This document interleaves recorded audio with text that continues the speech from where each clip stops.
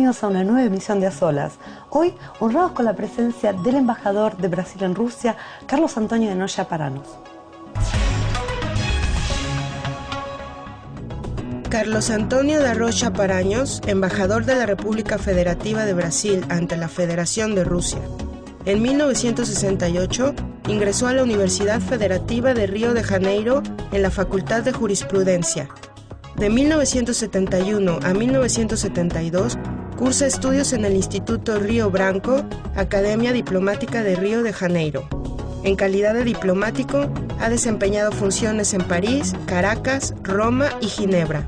En 1999 es jefe del Departamento del Ministerio del Desarrollo, Comercio y Ventas. Del 2002 al 2003 es subsecretario general del Ministerio de Relaciones Internacionales de Brasil. En el 2003 es vicerrepresentante permanente de Brasil ante la ONU en Ginebra. Muy buenos días. Antes que nada, permítame darle las gracias por el honor de visitar en el día de hoy nuestro programa. Es un placer para mí. Rusia, Brasil, países tan alejados, tan distintos. Cuéntanos, ¿cuáles son las bases de sus relaciones? ¿Qué puntos tienen en común? Bueno, yo creo que Rusia y Brasil, a pesar de la distancia, tienen muchas cosas en común.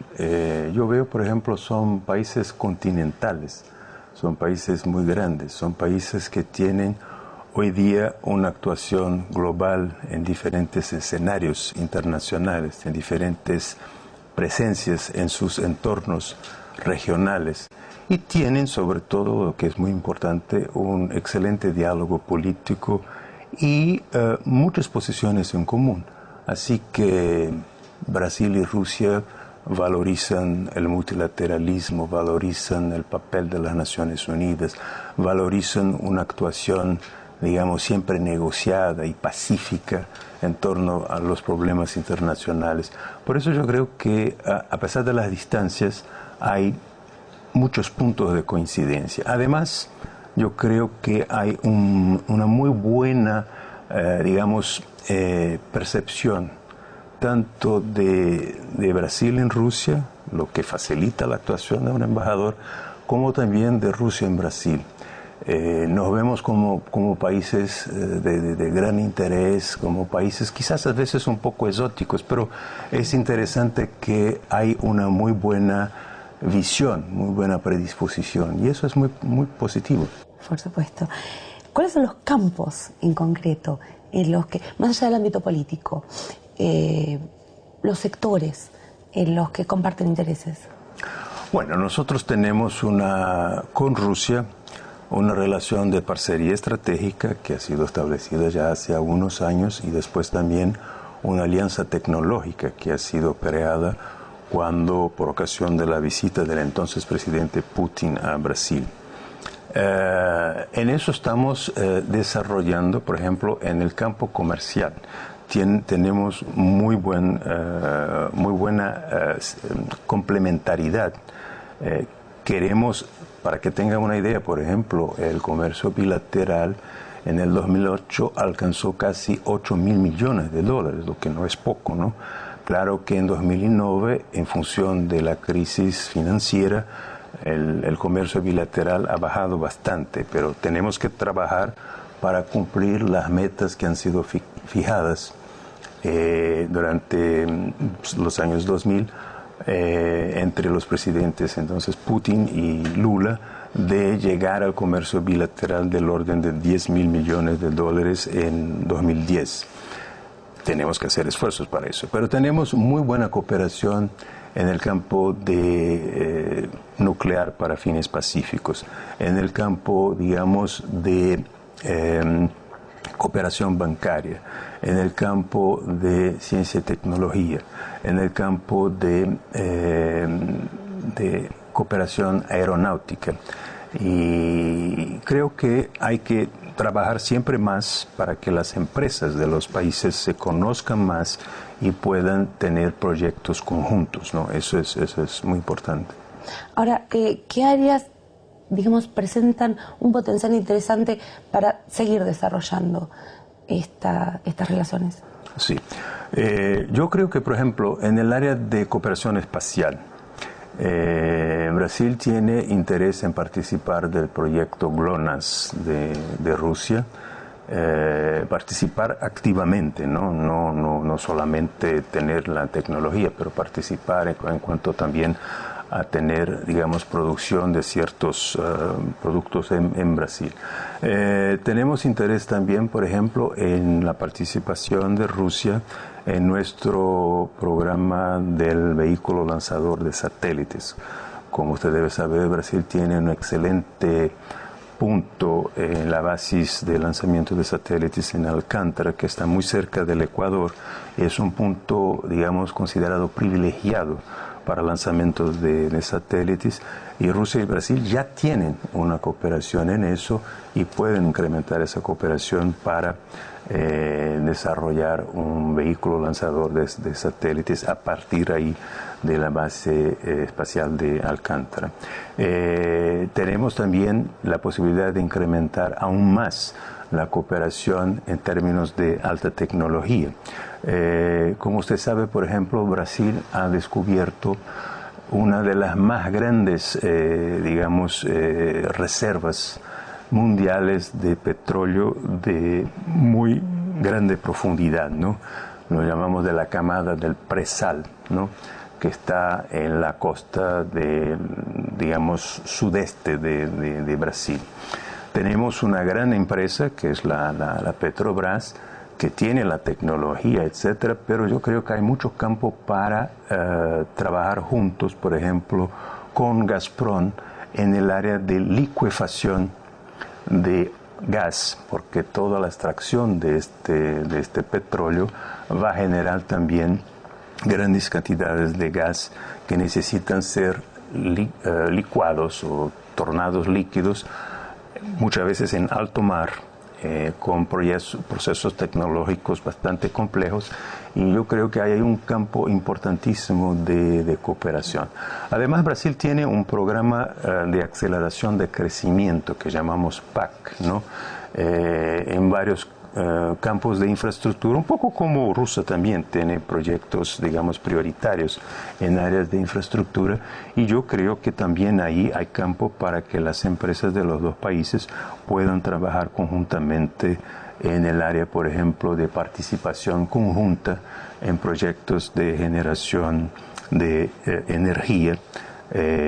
Por ejemplo, en el área amazónica, donde los ríos no tienen gran declive, ¿no?, y puede haber, una buena oportunidad de cooperación con empresas rusas y brasileñas para desarrollar grandes turbinas para generación de energía eléctrica, manteniendo el respeto del medio ambiente, porque serían tipos de generadoras que no necesitan de halagar a grandes superficies de tierras, ¿no?, simplemente funcionar con ríos de bajo declive.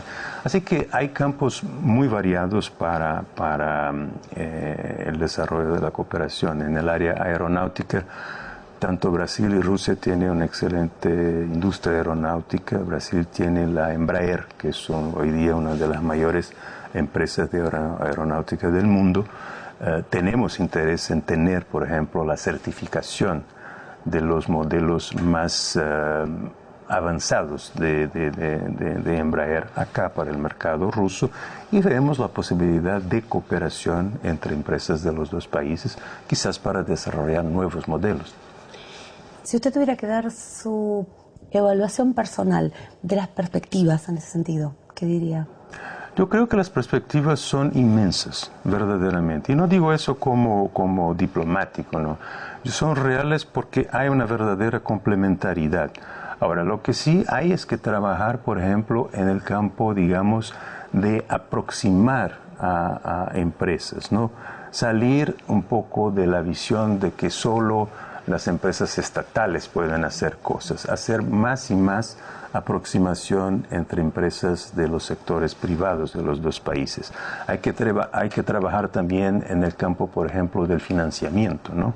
Porque evidentemente hay que tener mecanismos para financiar esa parcería, ¿no? Claro que la crisis financiera ha afectado los dos países, quizás un poco menos a Brasil porque tenemos un sector bancario muy bien estructurado, pero de todas maneras yo creo que es importante que, por ejemplo, más y más se considere el establecimiento de empresas rusas en Brasil y empresas brasileñas acá. Yo sé, por ejemplo, que Gazprom tiene el interés de establecer un escritorio, una oficina en Río para explotar las posibilidades de cooperación con las grandes empresas brasileñas en el área de petróleo y gas. Como también, por ejemplo, sé que el Venecia Economic Bank tiene interés en establecerse en Brasil para operar, digamos, conjuntamente con nuestro Banco Nacional de Desarrollo Económico Social, el BNDES, que es un gran banco de financiamiento de proyectos, ¿no?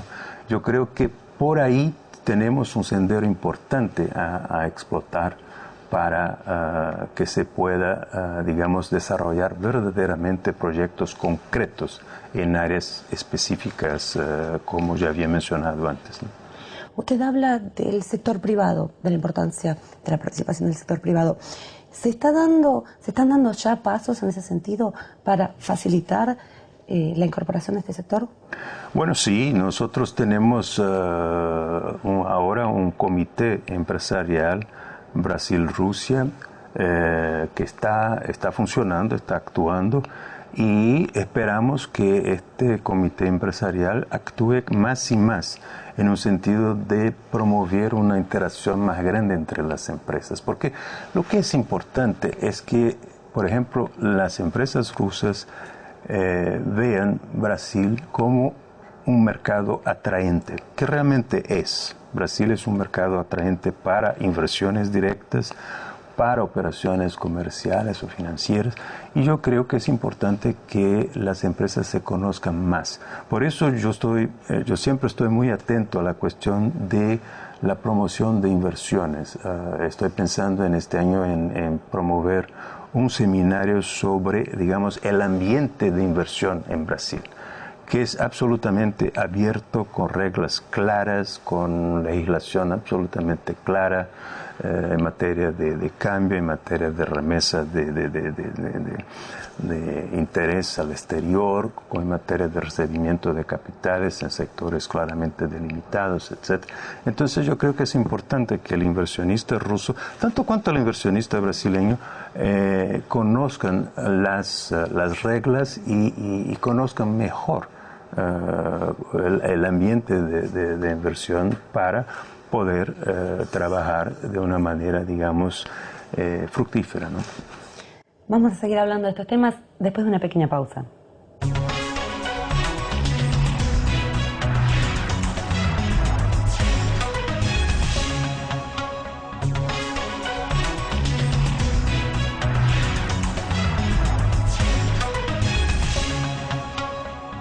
Seguimos en las olas con nuestro invitado de hoy, el embajador de Brasil en Rusia, Carlos Antonio de Noya Paranos. Si seguimos hablando del aspecto económico, sí. 4 países de un desarrollo tan rápido, de una enorme población y muy vasto territorio como son India, China, Brasil y Rusia, se unen en el bloque BRIC.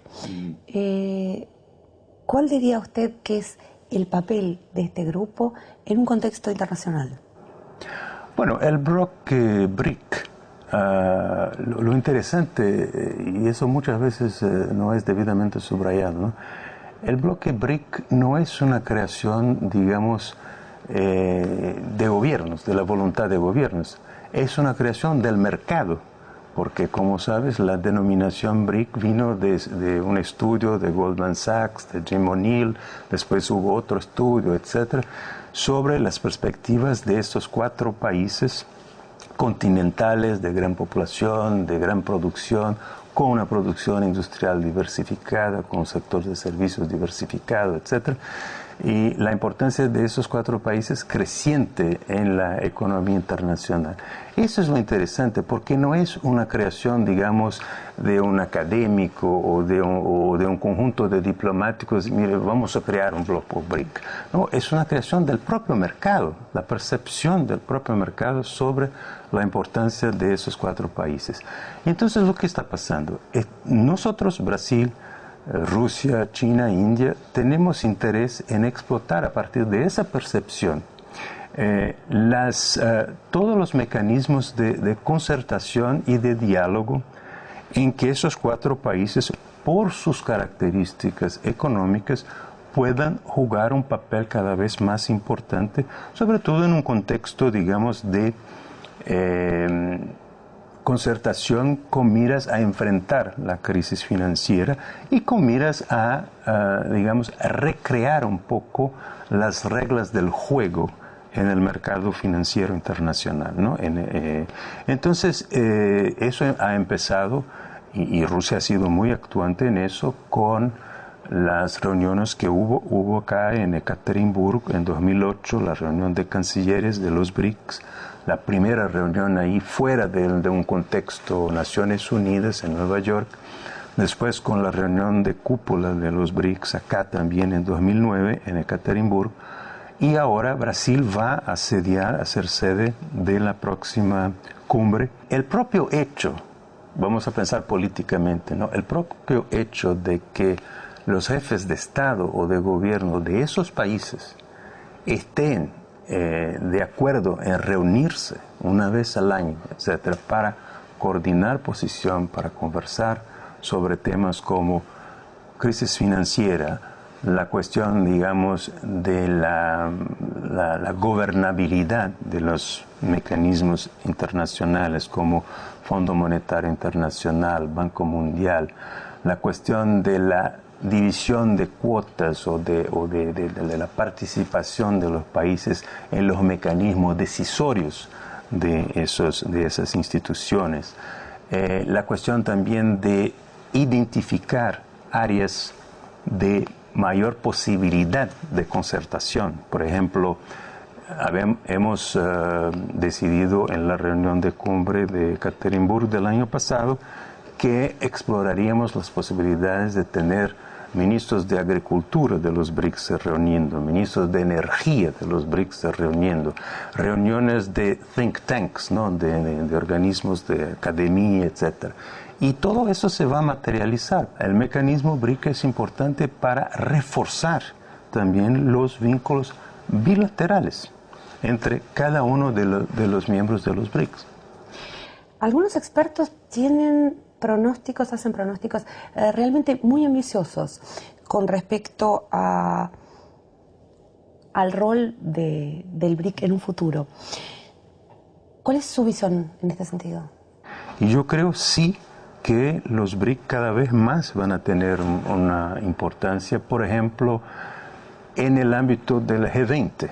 Los BRIC son un grupo absolutamente importante dentro del G20 que va a ya sustituye en la práctica el G8, ¿no? En materia de temas financieros. En materia de reordenamiento de los mecanismos financieros internacionales, yo creo que nada podrá ser hecho en una reunión como se hacía antiguamente de algunos países desarrollados. Bueno, va a ser así o no, sin oír cada vez más a los BRICS, ¿comprende?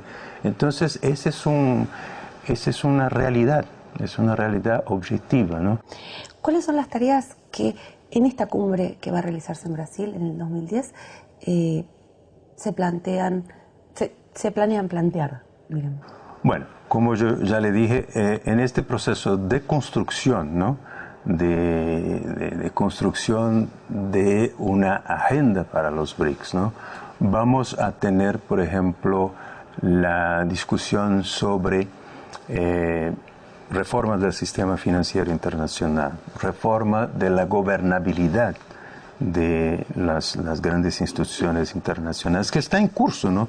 Pero tenemos que cada vez más tener una participación más amplia. Y en ese sentido, yo recuerdo que, por ejemplo, ya hubo reuniones de los ministros de Economía y autoridades de los bancos centrales de los 4 al margen de las reuniones del G20. Entonces se trata de reforzar esos mecanismos de coordinación. Si nos detenemos en el tema de la reforma del sistema financiero, ¿cuáles diría usted que son las deficiencias del sistema actual como para fundamentar la necesidad de un cambio? Lo que sí hay necesidad es de cada vez más de tener, digamos, una mayor participación de países como los BRICS en la toma de decisiones en el Fondo Monetario, por ejemplo, en la cuestión de la distribución de cuotas, de los derechos de voto, digamos así, lo mismo en relación al Banco Mundial. Yo creo que los BRICS pueden tener una influencia importante también en la discusión de mecanismos de regulación financiera o mecanismos no sé cómo se dice, de early warning en relación a situaciones de crisis en determinadas situaciones, en determinados países. Entonces yo creo que hay una actuación importante que los BRICS pueden tener y eso es una discusión que no va a ser, digamos, resuelta mañana, es un proceso, ¿no? Una de las iniciativas que se discuten y que ha tenido mayor polémica es la posibilidad de dejar de usar el dólar como moneda de referencia. ¿Qué puede decirnos en ese sentido? Bueno, yo voy a hablar de la visión de Brasil, ¿no? Brasil. Nosotros pensamos que es necesario, antes que todo, discutir a nivel del grupo BRIC la cuestión de la utilización de monedas nacionales en operaciones entre los países, ¿no? Entre los países miembros del grupo. Y creo que eso facilitaría muchas veces el intercambio del comercio, disminuiría los costos financieros. Entonces, si por ejemplo Brasil y Rusia pudieran, y eso ya está, digamos, en un proceso aún muy preliminar de discusión entre autoridades de los dos países, si pudieran utilizar las respectivas monedas nacionales en un sistema de pagos en el comercio bilateral, y eso facilitaría mucho. Ya tenemos una experiencia en ese sentido con Argentina, estamos conversando con China también sobre eso, acá con Rusia. Entonces yo creo que eso es una cosa a explotar, ¿no? Y creo que todos los países tienen una apertura para esa discusión de utilización de monedas nacionales en el comercio bilateral o quizás en el comercio cuadrilateral. Ahora, usted mencionó la cuestión de sustitución del dólar. Nosotros creemos que el dólar va a continuar a ser una moneda de referencia durante un largo periodo de tiempo. El grupo BRIC no quiere crear, digamos, una moneda alternativa al dólar ni nada de eso. Lo que tenemos primero que pensar en una política, digamos, mucho más realista, ¿no? De ver lo que podemos hacer para utilización de monedas nacionales en el comercio entre nuestros países. Y verificar, digamos, si podemos empezar quizás por un percentual del comercio, no la totalidad del comercio, pero empezar a ver si el sistema puede funcionar y si funciona bien, porque eso reduciría los costos de financiamiento, los costos, digamos, ligados a utilización de otras monedas. Y no estoy refiriéndome al dólar o a euro, nada, sino que la necesidad de explorar la posibilidad de utilización de monedas nacionales. En lo que se refiere al comercio entre los países. Usted dice, es una medida que está de alguna forma probándose, que avanza muy despacio, muy de a poco. ¿En qué plazos, a nivel estimativo, cree usted que podría llegar a llevarse a cabo en su totalidad o casi en su totalidad? Bueno, eso es uno de los puntos que se van a examinar ahora en la cumbre de Brasil, ¿no? Es necesario que los técnicos de los respectivos bancos centrales se conozcan mejor, sepan cuáles son las prácticas y cuáles son, digamos, las posibilidades de utilización. Siempre, digamos, hay necesidad de mucha evaluación técnica de eso. Por eso es, a mi juicio, un poco prematuro decir, no, eso se puede establecer en 6 meses, en 1 año, etc. Es necesario, pero la idea que me parece importante es que haya un acuerdo político en cuanto a la decisión de reunir a técnicos para estudiar eso, ¿comprende? Para que puedan sentarse, discutir y conocer las respectivas experiencias. Yo creo que Rusia tiene ya alguna experiencia en el sentido con el comercio con algunos países limítrofes. Nosotros tenemos alguna experiencia con una parte de nuestro comercio con Argentina y creo que estamos también en conversación con China sobre eso. Y yo creo que es una cuestión de sentarse y discutir primero técnicamente las posibilidades y cómo las autoridades, digamos, técnicas de los bancos centrales ven esa cuestión y cómo encaminar eso.